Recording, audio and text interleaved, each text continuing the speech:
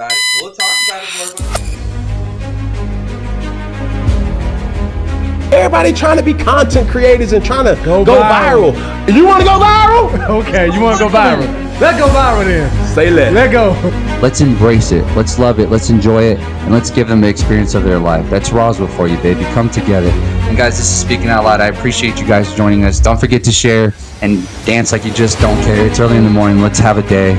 And like I said, be a friend. Tell a friend something nice. It might change their life. Shout out PMS.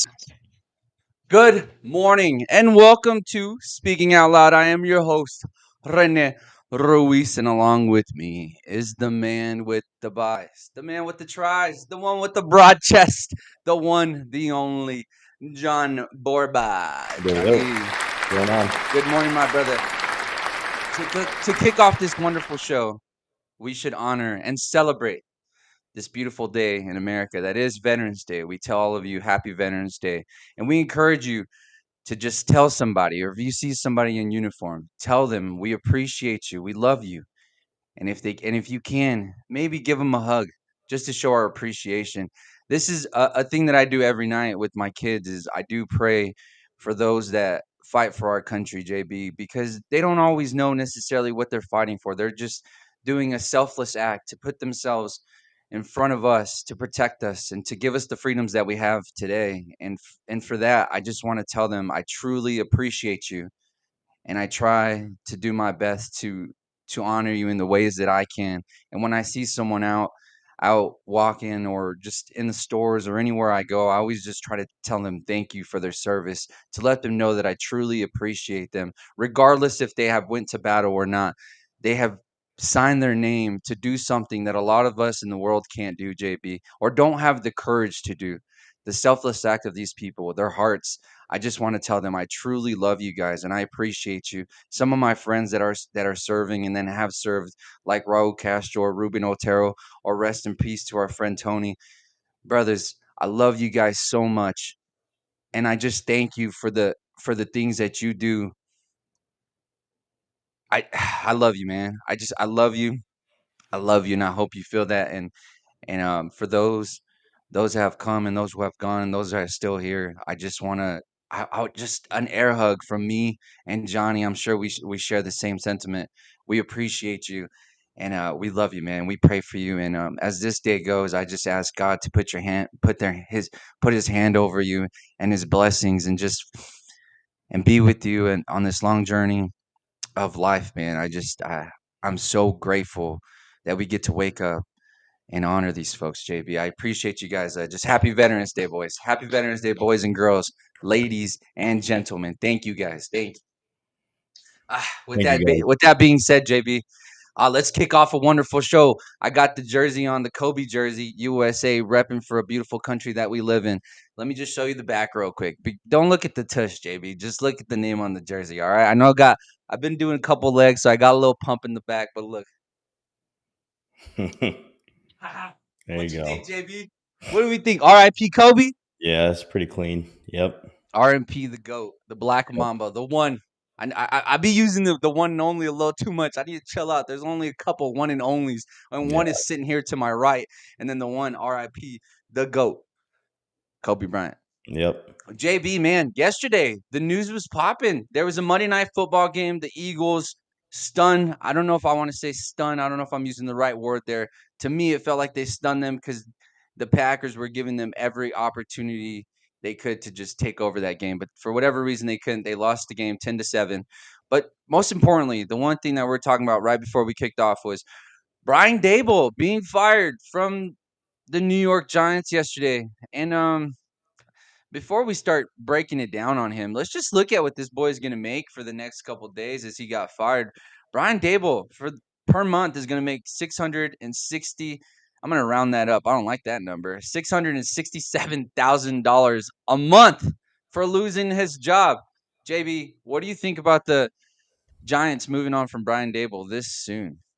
I mean, well, I think it was 3 seasons in a row where he started off 2-7. So, I don't know how I feel about midseason coaching fires, just because now you have an interim guy coming down, and then the guys always play well for the interim guy. They get a few wins, And then it creates speculation in the offseason. Oh, that puts pressure on the front office. Do we need to sign the interim guy to a head coaching job?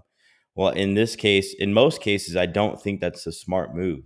I think the smart move is to kind of reevaluate in the offseason and get the best guy that's suited for your team and what your future is going to look like. So you have to create a plan, put a plan in place, get the right staff. First of all, you get the right head coaching hire is huge, especially when you have a rookie quarterback on your team and a lot of upside potential on the offense. Like you kind of think about it, this team, like on paper, if they're healthy and everything like that, I don't think they're as far away as people think they are. You know what I mean? You got an all pro left tackle. You got a top wide receiver, good running game, a potentially good quarterback. You got a lot of pieces that can that a head coach would love to step into. So you got to find the right head coach, and that's your biggest thing in the offseason. So I about the midseason fire, I'm not a big fan of it. I could see why they did it because you're 2-7 for the third season in a row. And it's just the next big move is going to see who is going to be the next head coach that's going to help Jackson Dart develop, get better, and really they're just missing a few pieces on the maybe bolster up the offensive line, get the secondary a little bit better, maybe some linebacker help, and I think you're there. You can compete. Uh, Yeah. so they're not that far away as people think they are. Hey, JB, I didn't like the hire. I personally didn't. I mean, the fire. I personally didn't like it. Brian Dable. It felt like him and Jackson had something going. I mean, Yeah, the games that majority of these games that they did lose, they had the lead in. yeah, They just blew the lead. The defense kind of it felt like they just ran out of steam there towards the end of most games. We look back. If I just look back their losses, JB, this team is averaging more than 20 points a game. That's more points than the majority of the league is averaging. At least just off a glimpse. Um, we got to remember Brian Dable is what 3 years removed from being coach of the year when they went 9-7-1 with Daniel Jones, no Saquon Barkley. I mean, this guy was given almost nothing. This guy has been given nothing. This is an offensive coordinator. yep, If we remember back when Josh Allen took his leap, it was Brian Dable calling the offense over there in Buffalo that got him the job in New York. I think New York made a mistake here, and I think they set themselves back. They had something going. You could see the passion from Brian Dable of just how how much he wanted to win with this team that he had.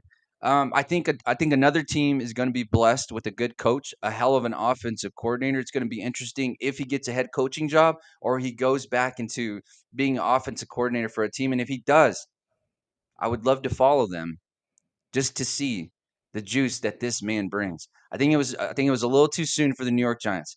They should have gave this guy one more year. I mean, it was his quarterback. Now we're going to run into an issue where, let's say, another coach comes in. Now the quarterback's going to have to learn an entirely new system. So they're already starting that whole thing where this quarterback's going to have offensive coordinator after offensive coordinator after offensive coordinator. We see it. We see it over and over in the league with teams having zero patience and just moving forward. This I understand if like outside of just them, I guess, man, God, losing hurts. That's what it is. It's just you lose, you got to win. You got to win, and you got to win quick. Especially now in the NFL, I just felt like this team had a lot of potential moving forward, but for whatever reason, hey, the Giants. What do I know, JB? What do I know? They won a Super Bowl back in what 2007, yeah, yeah. 7 and and 11, 7 and 11. haven't looked very competitive since, JB, since that playoff since they made the playoffs, but they were only 9-7-1 that year. It was a rough look in the NFL. He was coach of the year, but his record with the Giants sits at 20-40-1. So I guess that says a lot, right? Yeah, not That not the says a lot. best line, But but at least the new coach that has that's going to be coming in, whoever it is, they got a good squad.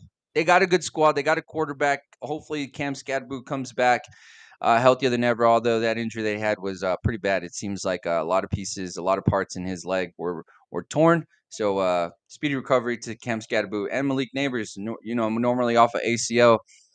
It seems like players need at least a year before they get back to peak performance. So hey, New York Giants, Finish strong. Let's help the boys out just a little bit. We're gonna need you guys to get a couple W's for us. We got the Packers, the Lions coming, the Vikings, the Raiders, the Commanders. Let's play the bad guy. Let's ruin a couple guys. Let's ruin a couple fans Sundays. New York Giants. Let's go, baby. Come on. We might see a little more Russell Wilson than what we'd like. So I guess Brian Dable's probably excited about not having to deal with that anymore, right, JB? I mean, that Right, might be JB? the only positive. But yeah, Who then the next guy's gonna have to deal with him. So, but Who Dan Orlowski yesterday on ESPN said the New York Giants should immediately start looking at Kevin Stefanski. Is there a name that just immediately pops out of your head to possibly give the head coaching job to the New York? I mean, um, it's intriguing, right? It's New York, the media capital of the world, one of the biggest or the biggest city in the world, right? JB, what coach do you think would be fitting just off the top of your head for this team? I do think you have to look at potentially head coaches that are going to be fired by the end of the season. That could be Mike McDaniel, could be Stefanski. He's been on the hot seat. He's been a name that's most likely going to get fired by the end of the season. I don't think they want to do it midseason. Um, I don't know. I got to do a little bit more digging when it comes to offensive coordinators right now in the league that are they're cooking right now with what they got. So those are always hot candidates that are going to be um, talked about more towards the end of the season. So we're going to see some names pop up that we might not have known about. You know what I mean? So I really don't know. Stefanski, I'm not a big fan of that. Maybe as an offensive coordinator, Mike McDaniel, maybe as an offensive coordinator. I think you need to get, I don't know. I think you need a head coach that I don't know, because what I'm kind of dealing with too is in Minnesota, Kevin O'Connell's the play caller too. He's an offensive minded play caller, but sometimes you just need a head coach that can hire a good offensive coordinator to call the plays or somebody like that. There's a lot of speculation that in Minnesota, Kevin O'Connell and JJ McCarthy, they're kind of like disconnected. O'Connell's kind of calling a game for like a veteran quarterback, and it's very hard for him. I'm noticing that it's hard for him to call a game that fits a rookie quarterback's play style. And then people are wanting the quarterback coach, Josh McCown, to start calling plays. Like there's a lot of things going on. So you got to make sure that you hire the right head coach that is willing to possibly get a good offensive minded coordinator. Somebody that's going to work one on one with JJ is going to see him a lot more. Not JJ, but Jackson Dart, going to see him a lot more. They're going to spend time with each other. Sometimes it's better to do that. Sometimes the head coach can't always,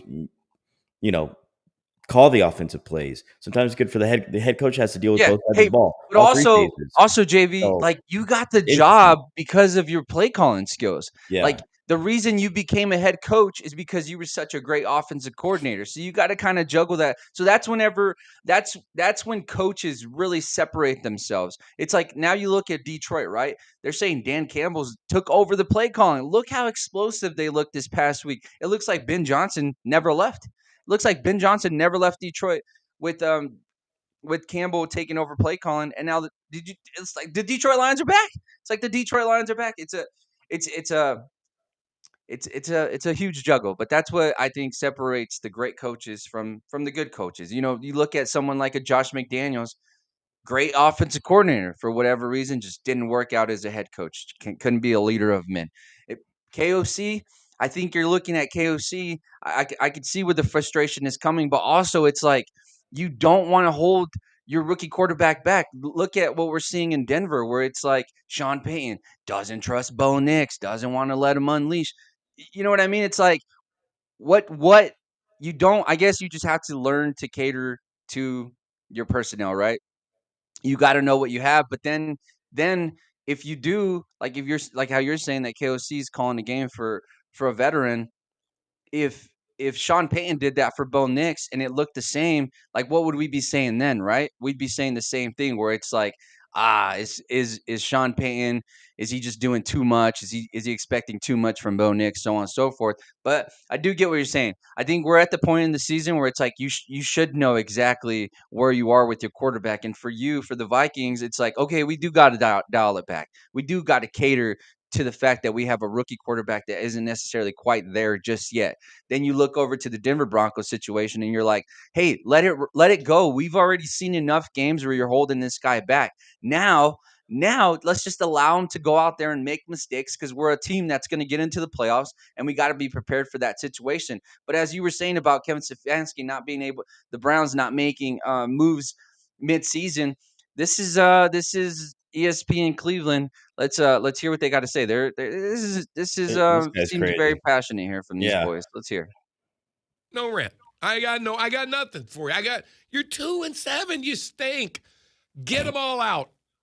Everybody. Andrew Berry, goodbye. I want everybody gone. And if you don't do it, I'm gonna make it my business to make your life miserable. If you don't have the guts to blow this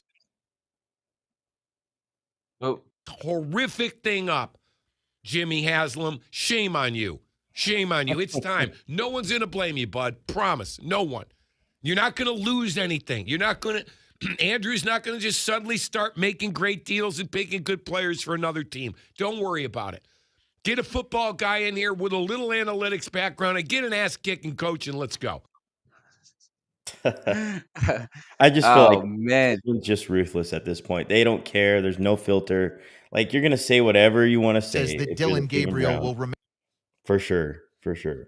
I think that's where this yeah, they want everybody out. And then he followed up by saying this about the Shedeur Sanders Dylan Gabriel saga. Coach for now, Stefanski, says that Dylan Gabriel will remain the starting quarterback. Well, I wonder if Shedeur even going to play at all this year. Boy, I want to see him. That's all we have left. But Aaron, I don't know. We throw him in there. Is it? What does he have to What gain? Does anybody expect that he'd be able to do that's different than, is he going to prevent Cam Thomas from jumping offside on the dumbest play of the season? Do you think Coach Prime would want his son to be in one of the worst offenses in football, not just the NFL? See, I think this is all part of what's going on with Shedeur. Riz, I guess that Coach Stefanski would rather get fired than play Shedeur Sanders because I think that's where we're Aaron, at. It's not his call. I'm sorry. It's JV, and when he says that, I feel the frustration in their voices. Like, is it at this point? Is it even worth trotting out Shedeur Sanders out there? But let's finish the triumvirate would rather get fired. I don't know. And they're right. At this point, it does feel like Kevin Stefanski is more willing to get fired than to prove or than to go backpedal on what their decision has been this far down the season. I think you do put out Shedeur out there just to see what you have. I mean, we saw the difference earlier in the season when we were talking about Russell Wilson. Hey, we just need some new flavor out there. Give Jackson Dart a chance. Go ahead. I'm sorry for cutting you off, but no, go. I kind of agree. Like, what do you have to gain though? Like, literally, you have like the worst offense in the league. Like, the Browns' offense is so bad. Like, you bring out Shedeur Sanders, this is going to be everyone's first impression of the guy, and he's not got he doesn't have a lot of help at all offensively. You know what I mean? So you might just be setting him up to throw him in a dumpster fire, and then this is going to be everyone's first perception. This could like ruin his takeoff in the career of being a starting quarterback. Like, you got to be very careful here. You know what I mean? So, because right now the Browns are bad. They're bad. Or I mean, we were saying the same thing about the Giants, and then look at our perception on Jackson Dart now. Like, the one thing about Jackson Dart is he can create something out of nothing. Like, although the offensive line is shite, and in Cleveland, you can definitely make the argument that Cleveland has a much better offensive line than New York. And Shedeur might not be the fastest shifty guy in the world, but the one thing we saw in Colorado or back when he was playing in the HBCUs, he's never had an offensive line. This guy was probably the most hit guy in college football. And he was still able to create something. I mean, he got his wide receivers jobs out there.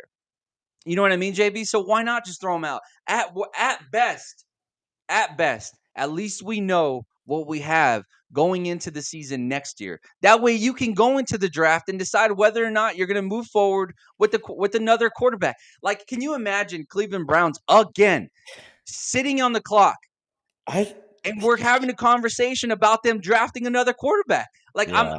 I'm in line with that radio station out there in Cleveland. You got to unload. Break it. tear it all apart and start all over. Because as of right now, there's no faith in Cleveland. Zero faith in Cleveland, JB. Nothing. There's nothing to look forward. There's nothing to look forward to. And you have a solid running back in the backfield. So you've replaced your Nick Chubb.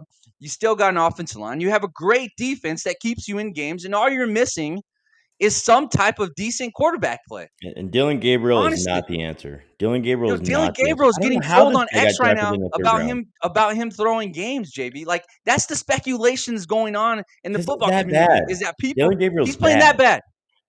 This guy was drafted before Sanders. That's what's crazy. It blows my mind. Like, he's so bad. I don't know. He's not very good at all. And that's it's a not to huge think, mistake by Cleveland. Huge mistake. and it's not even to say that. Like, I'm not going to sit here and say Shador's, football God's gifts to earth, and that he's going to come out here and crush it. All I'm saying is that you're in the dumps bad, and your franchise at this moment has no hope. There's no way as a Cleveland Browns fan you wake up at the beginning of the week and go like, "Hey boys, we're gonna put up a fight this You week. dread your We're Sundays. we're gonna get one this week." I don't know that you're inviting buddies over to watch the game. This is something where you just throw on in the background as maybe you wash dishes or do laundry or vacuum the living room or something of that sort. It's not. This isn't a team that you pour a beer for and kick back on the couch, hit that recliner, You can lean even back, have and a just few enjoy beers and Sunday. get pissed off really quick by halftime and just be done with it and just be drunk and then go to bed and fall asleep for the second half. You can do that. That's the energy that I'm getting from that Yeah. Cleveland radio station. It's just No, like, seriously. damn it, I'm tired of talking about the same thing week after week after week with the same damn results. And Kevin Stefanski goes to the podium, looks uninterested, and gives us the same coach answer, the same bullshit from the Cleveland Browns organization. And it's like, bro, and I know Andrew Berry's getting a lot of ish, but it's like, brother's bringing talent. He's brought talent. It's just they don't hit. And it's like, we look at college football. We're going to have Tim on here in about 10 minutes to educate us on college football. If you can have all the money in the world, you can spend all the money in the world, all you want, and you can still end up like Penn State. Think about that, JB. If you can spend and have all the money in the world, a couple bad decisions can end that happiness real quick. And you can relate that to real life as well. There's a lot of wealthy people that aren't very happy in the world. Money don't fix everything, but it sure does help. Right, JB? Does help. It sure does help. JB, the Packers lose to the Vikings. I mean, the Packers, hey, that sounds nice, right? That Hey, sounds nice. maybe. That's a Hey, we just possibility, need Jordan especially Love to after play last like night. that every game. Just Jordan Love play like that every game, man. That's all we Do need. tell us what you got. As we saw Robert Ross here in the comments, 7-2, baby. Not the greatest 7-2. 7-2 look in the world, but hey, guess what? Philly, fly, Eagles, fly. They cruise to, or not cruise, they struggle to get a 10-7 win with a late throw to Devontae Adams to seal the win for a touchdown. Man, you've been calling on Jordan Love quite a bit this year. You've been very critical. What did you get out of that game last night? Well, you could tell early on both teams their strategy, their play calling. They wanted to get the run game going. That's what it was. Brandon Jacobs, Josh Jacobs, Brandon Jacobs, Josh Jacobs. Josh Jacobs got kind of going. They were moving the ball. They were moving the ball a little bit, and they wanted to get the run game going. And the Eagles, they wanted to get Saquon going. You could see it early on, and I thought it was a good idea. Very good idea to get Saquon involved early, to get Josh Jacobs involved early. The thing is I don't know why. It just felt like the Packers were not even trying to throw the ball deep at all, not even trying to intermediate, nothing. And you saw that change in the second half. Obviously, a 0-0 game. You saw them kind of open it up just a little bit. But I think what happened, I mean, the Eagles kind of came in with the same sort of mindset. Get Saquon going on the ground. And then when you kind of could feel that it was going to be a defensive night, a defensive game, it was just taking care of the football, being smart, good field position. You saw Jalen Hurts make a couple good throws. I was very surprised with Jalen Hurts. He honestly, like, he played good, and like the way that the game was just tailored. I think when it came down to it, you had the big plays in the right moments. And I thought a huge play too was the Packers right before halftime, driving down the field to go up, at least get a field goal, and just a boneheaded, stupid play by Jordan Love. And I love to see it. I was waiting for it all night, and there it is. There it was, right there. I mean, that was literally it. That was literally it. So you lose 3 points, which obviously was a huge thing in a low-scoring game. You lose 3 points like that. Another big thing for the Packers too that I noticed is their offense picking up short yardage through the air was difficult because Tucker Kraft was not there. Tucker Kraft Oh, makes a yeah. huge They difference felt on this that bad. team. And it wasn't kind of talked about enough. And I just think at the end of the day, when you're in a close game like that with the Eagles just find ways to make plays. Ross told it right here. Jalen Phillips, he looks good.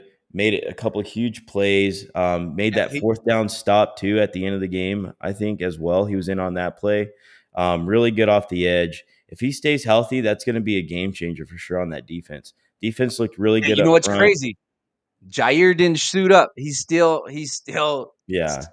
And we don't know what we're going getting to get out rest. of that. I mean, that's not, I'm not too Hey, hyped brother, about that. You the never one know. thing, But the thing about corners is when you got a good pass rush, when you got a good front four, like the Eagles yeah, you do. saw that. You saw that too from the Packers a little bit. Jalen Hurts did have to get the ball out of his hands pretty quick. He wasn't sitting Yeah, there like how we're used to see him sitting back, just patting the ball, defense on both teams came ballerina out to play. dancing at the night. Jalen Phillips, JB, on this it says Eagles debut.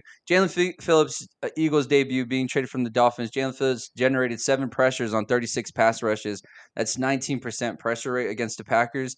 His most pressures in a game since Week 18 of 2022. Phillips also led the team with 6 run tackles, including a critical run stuff on 4th and 1 Yeah, that was a during the huge play. Packers' second last drive.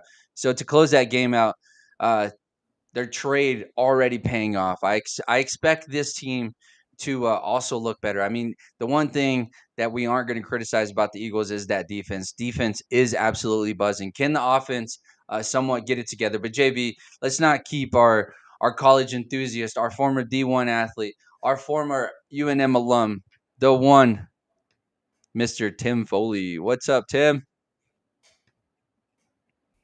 Morning, guys. How you Hola, doing? Tim. Morning.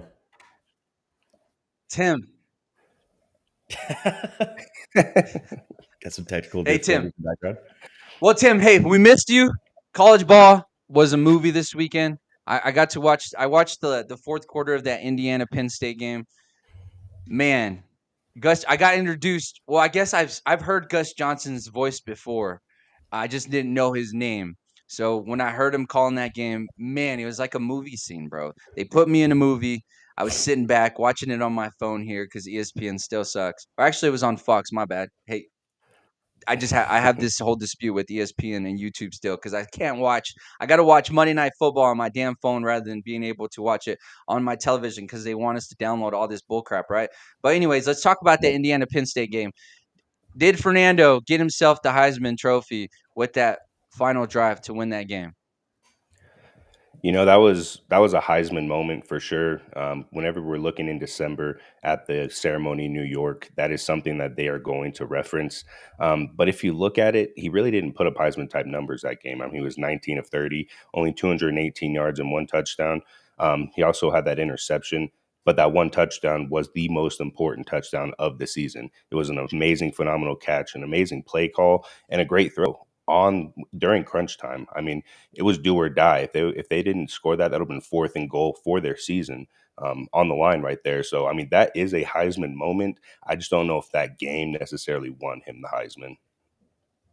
Oh, because just on the stat sheet, you're thinking, right? I got a lot of comments from a post that I put out, and a lot of folks were telling me he created that Heisman moment himself. So, do you really give him credit? Is it really a Heisman moment if you're the reason you were in that situation to begin with? Is that somewhat what you're referring to?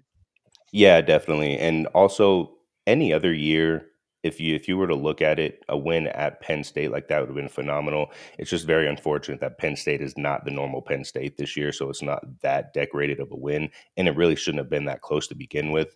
But at the end of the day, they won the football game, and that's really all that matters. They're still an undefeated team. They're still sitting at number 2 in the country. There are some arguments for number 1, but I'll talk about a little bit later that Texas A&M actually has a lot of arguments to be in that number 1 spot as well. Yeah, for sure. Indiana sitting at 10-0, number 2 in college football. It seems like they're going to coast into the playoffs. And Signetti, hey, Signetti's got them boys buzzing. His post game interview also almost had me in tears. Just his just his level of appreciation for the type of game that his team graded through, and that's really that's when championship teams are created, whenever their backs are completely against the wall and nothing is in their favor, and somehow, some way, they figure out a way to win. Winners just figure out a way to win, and that's the one thing that I got out of Fernando. He looked like a NFL quarterback on that last drive. JB always points to guys being ready for the NFL. It looks like this gentleman is 100% ready for the league. The throws that he was making, I mean, darts, dimes, right in the pocket. Jeez. Also getting help from his wide receivers, but putting them in the perfect situation. I love the way he handled that final drive to win that game, and the call itself just oh my goodness, just music to my ears. Good stuff. But another team that's just cruising through everybody, another big Tim, I'm starting to think, did we jump on the SEC a little too soon, or are we just blinded to think that Ohio State is just going to run through everybody come college football playoffs? Well, Ohio State is a great football team, the best in the country. They have the best defense in the country as well, too. But if you look at it, they haven't really played a whole lot of people yet.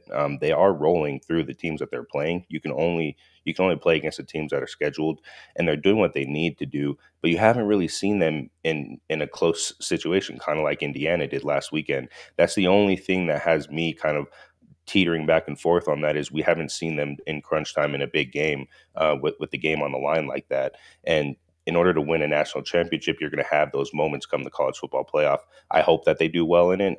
I'm picking them to win the national championship, but we haven't seen them with any really adversity, and we have seen the other teams.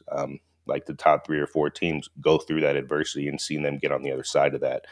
So you would think that you want to put your team through something like that prior to going to the college football playoff, where it's win or go home. But they are doing what they need to do, and they are the best team in the country. But still, I'm going to stand by that the SEC is still a better conference. I mean, if you look at it this way, Texas A&M has more ranked wins than Indiana and Ohio State combined this year. And the reason is because they're playing SEC football teams. They have to play 8 or 9 teams in the SEC, and whenever Indiana and Ohio State are playing those Big Ten teams, which some of the games are close, but at the end of the day, Penn State is not a very good football team this year, and a lot of the lower level Big Ten games are not, our Big Ten teams are not really that good this year. So the depth in the SEC football is definitely better than the depth in the Big Ten, but I believe the Big Ten has the 2 best teams in the country. But the SEC does have Texas A&M with that little caveat of having more ranked wins than both of them combined, which really does say a lot.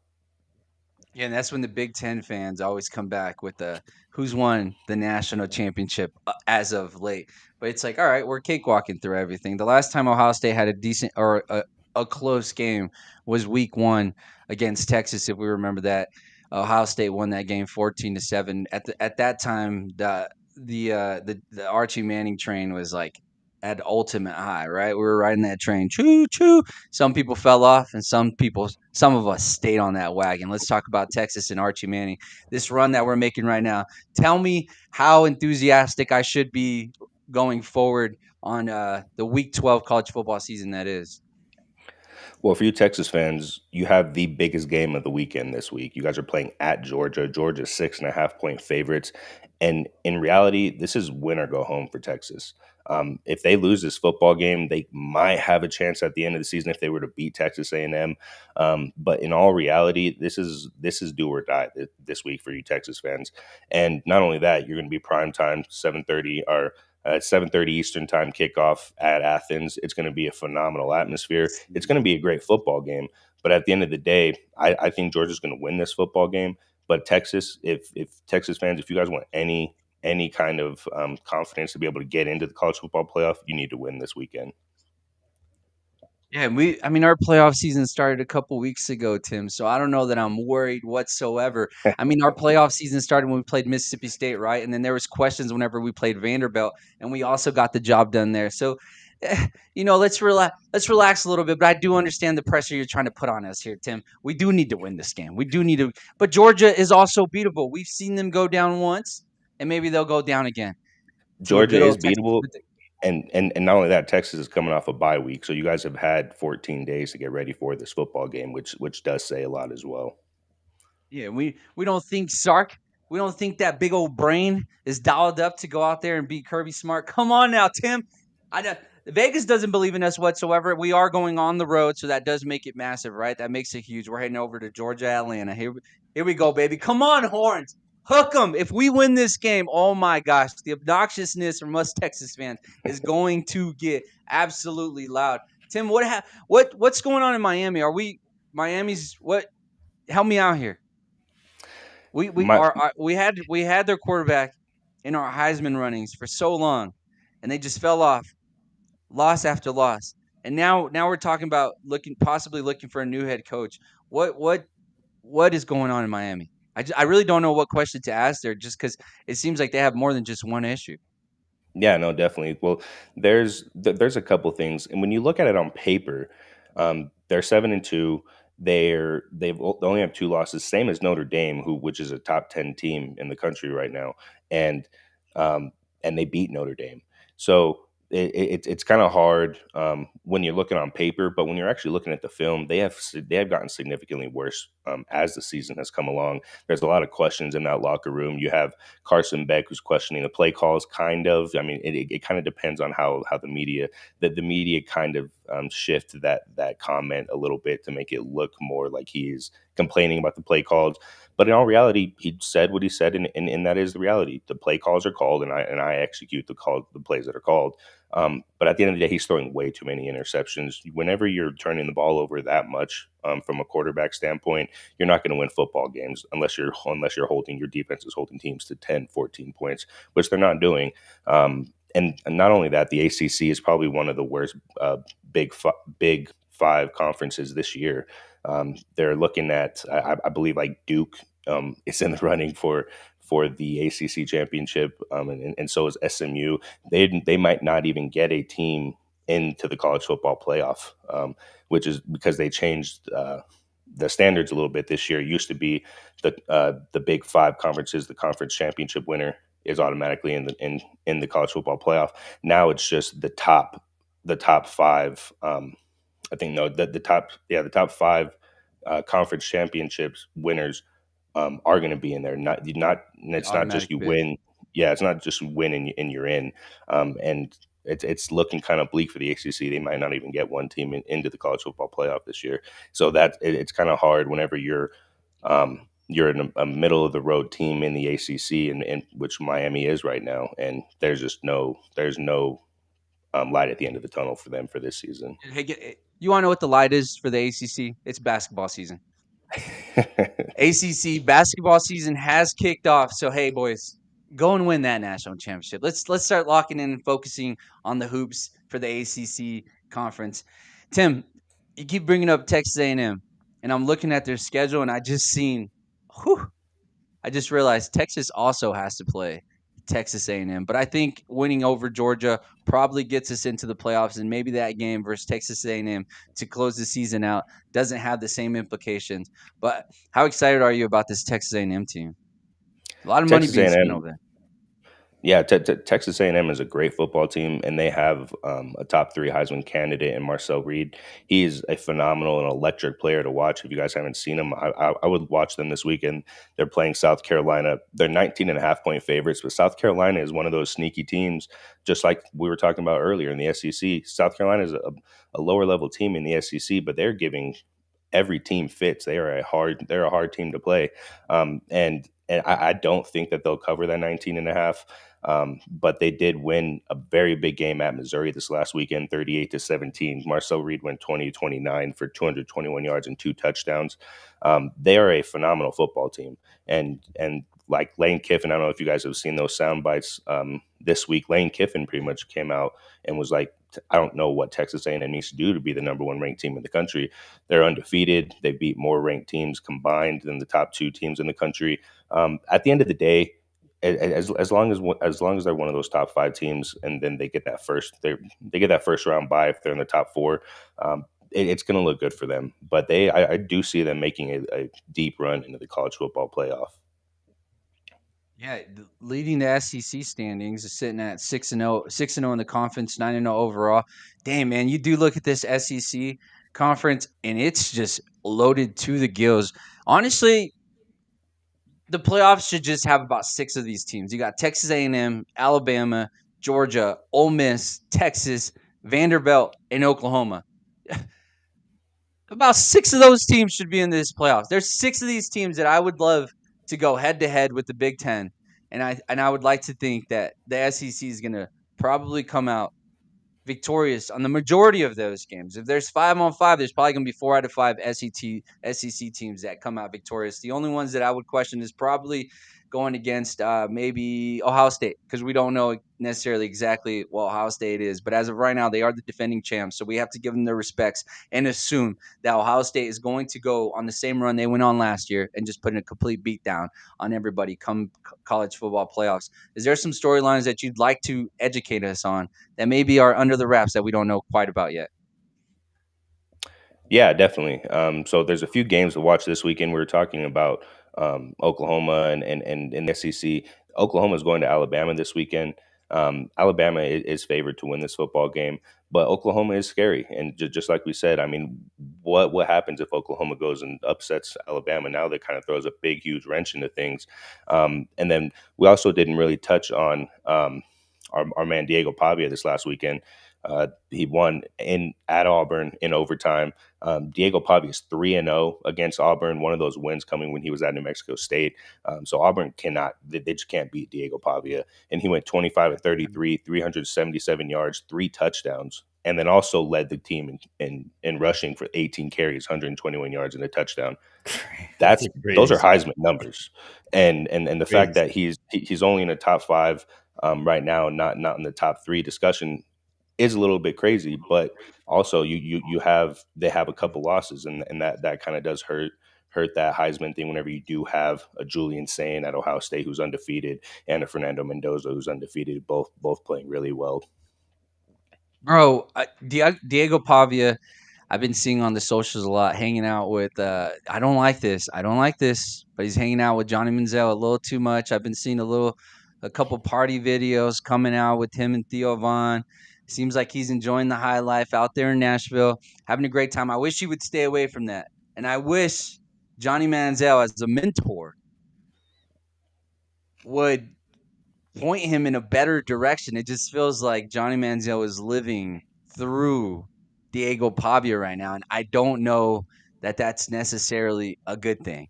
I don't know if that's a good thing for the future of Diego Pavia and the NFL. JB sent me this video of an interview that Diego Pavia did with a local podcaster in Albuquerque, where they were talking about him going pro, and he was leaning towards. He said if there's a team that he'd like to go to, he did mention the Dallas Cowboys immediately whenever he said that, and I saw it. I was like, every video of him being with Johnny Manziel started to creep in my head, and I started to think, please, no, this is not the noise that we need behind Dak Prescott.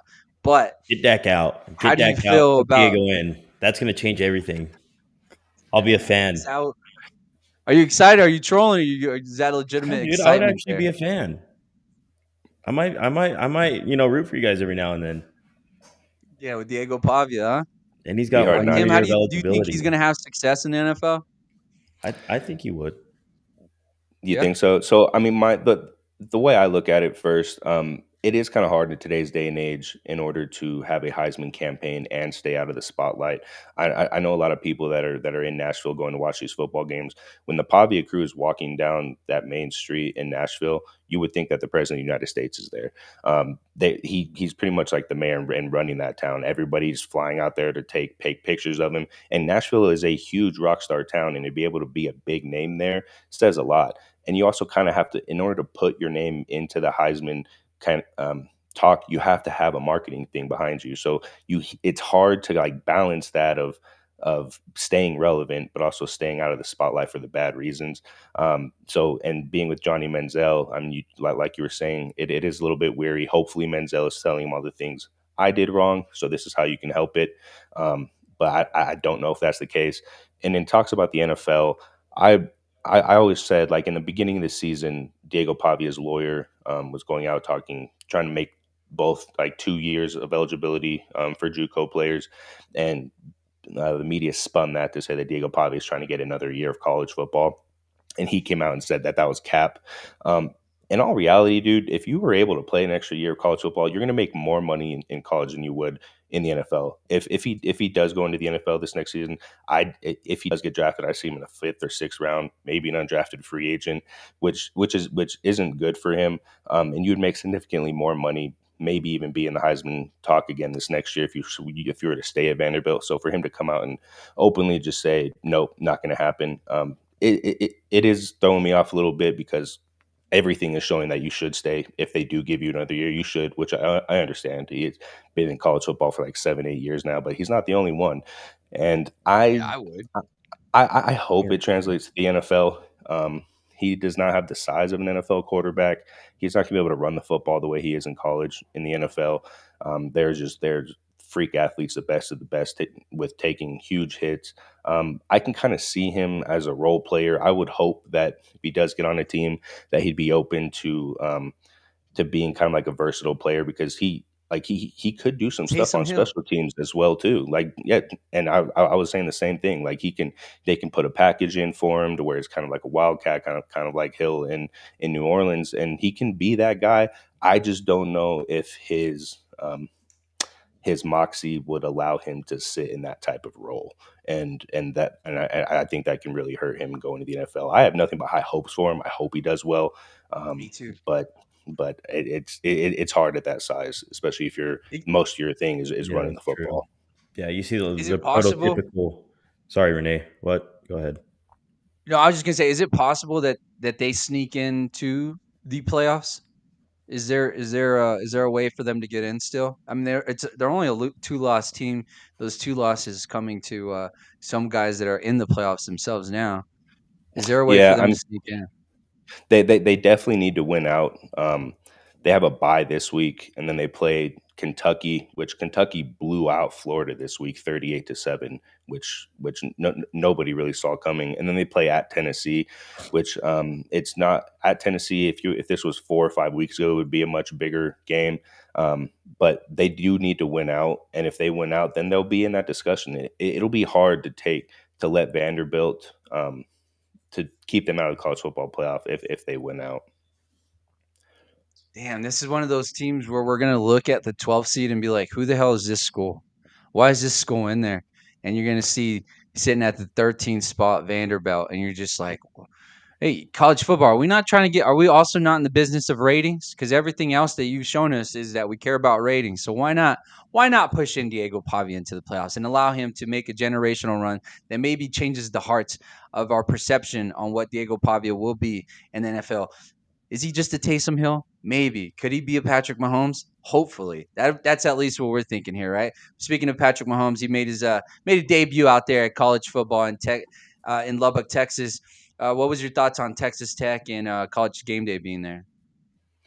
From what I heard, it was an electric setting. They on TV it looked really cool. I had a couple buddies that were there as well too, and then they did what they needed to do. I mean, they blew out BYU. It was never a close game. They won 29-7. Byron Morin didn't do that great. He went 17-32 for 219 yards and 1 touchdown. But this was his first game back off of injury. But they had a phenomenal running back and Cameron Dickey had 23 carries for 121 yards and 1 touchdown, and they handled BYU that entire football game, an undefeated BYU team, which that loss really helped bring Texas up into that discussion because BYU was a number 8 team in the country, and then they lost pretty handily to Texas Tech. Those are the top 2 teams in the Big 12, and then Texas Tech plays UCF this week, where they're 23.5-point favorites. So I see Texas Tech winning out, and that's another team that can do some things in the college football playoff and kind of might be able to make a late run as long as everyone's healthy. Yeah, for sure. Last thing, Tim. Coach Eck came out on an interview this past week or a couple days ago where they asked him about opportunities arising because of the success that they're having there at UNM, and he actually had, to me, a great answer. It felt like he is leaning towards staying at UNM unless a crazy offer like an Alabama comes up, something of that sort. He said he's comfortable with improving the program there at UNM and hopefully being able to keep some of those players, some of those dominant players that they have this year there at UNM. What are your thoughts on Coach X's interview and UNM going forward?